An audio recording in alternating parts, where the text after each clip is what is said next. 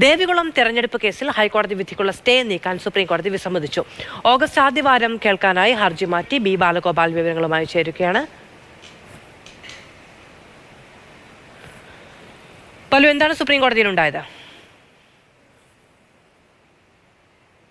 മാധു, ദേവികുളം തെരഞ്ഞെടുപ്പ് നേരത്തെ കേരള ഹൈക്കോടതി റദ്ദാക്കിയിരുന്നു. എ രാജയുടെ വിജയമായിരുന്നു കേരള ഹൈക്കോടതി റദ്ദാക്കിയിരുന്നത്. ഇതിനെതിരെ എ രാജ നൽകിയ ഹർജിയിൽ നേരത്തെ സുപ്രീം കോടതി സ്റ്റേ ഉത്തരവ് പുറപ്പെടുവിച്ചിരുന്നു. എന്നാൽ ആ സ്റ്റേ നീക്കണമെന്ന് ആവശ്യപ്പെട്ടുകൊണ്ടായിരുന്നു അന്ന് UDF സ്ഥാനാർത്ഥിയായിരുന്ന ഈ കേസിലെ എതിർകക്ഷിയായ D. കുമാറിന്റെ അഭിഭാഷകൻ സുപ്രീം കോടതിയെ സമീപിച്ചത്. ഇന്ന് ജസ്റ്റിസ് അഭയ സോക്കയുടെ അധ്യക്ഷതയിലുള്ള ബെഞ്ചായിരുന്നു ഈ കേസ് പരിഗണിച്ചിരുന്നത്. സ്റ്റേ നീക്കണമെന്ന ആവശ്യം സുപ്രീം കോടതി തള്ളുകയാണ് ഉണ്ടായത്.